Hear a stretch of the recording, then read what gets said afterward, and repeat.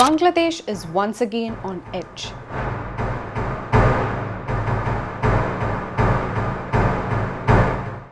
When Sheikh Hasina was ousted in August 2024 after a student-led uprising, many thought the country was stepping into a new dawn.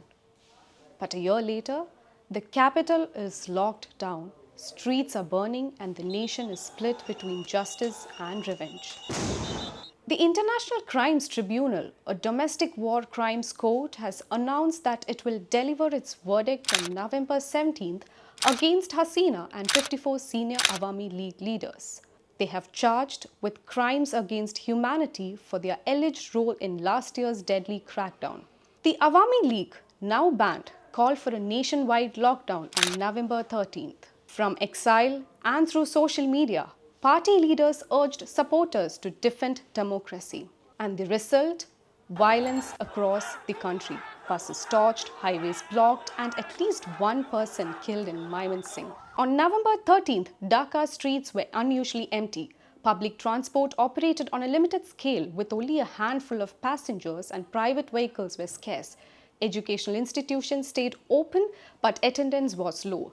Meanwhile, Islamist parties led by Jamaat-e-Islam and Hifazat-e-Islam held counter-protests demanding Hasina's permanent ban and constitutional recognition of Islam. The roots of this verdict trace back to July 2024, when students rose against a job quota system reserving 56% of government jobs, 30% of families of 1971 war veterans. What began as a protest over jobs quickly snowballed into a revolt against Hasina's 15-year-long rule.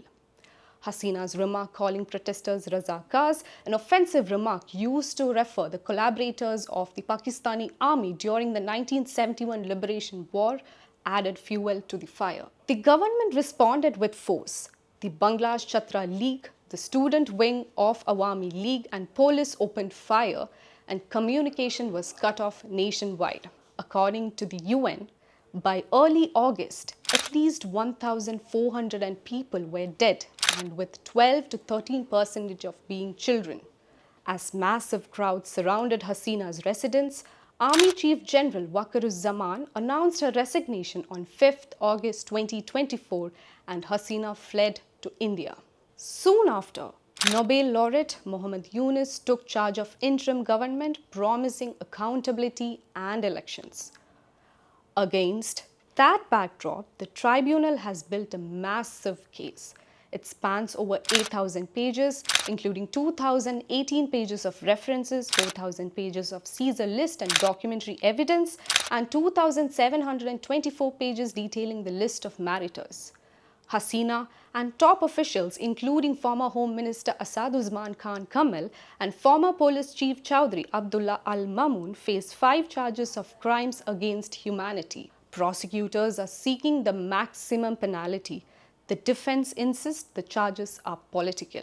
Chief Prosecutor Mohammad Tajul Islam on November 13 told reporters, "We believe that the court will deliver a fair and exemplary verdict that meets the nation's demand for justice." And Defense Counsel Amir Hussain expressed hope that the court would look at the facts and deliver a just outcome. While all of this is happening, Bangladesh's political map has been redrawn. Islamist parties have resurged. Jamaat-e-Islam has regained registration, Hifazat-e-Islam has returned to the streets, and new alliances like NCP, led by the protest leaders, are gaining influence. Their joint platform calls for a July charter, a permanent ban on the Awami League, and a constitution aligned with Islamic principles. On the other side, secular voices in the interim government are pushing to restore the 1972 secular constitution.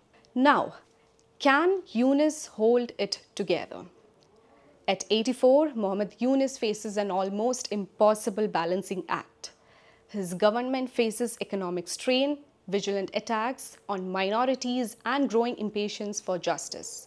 On November 13th, Yunus announced that Bangladesh will head to polls in February, with a referendum on the July National Charter held the same day. It will be a twin vote that decides not just who governs next, but what kind of a constitution the country lives under.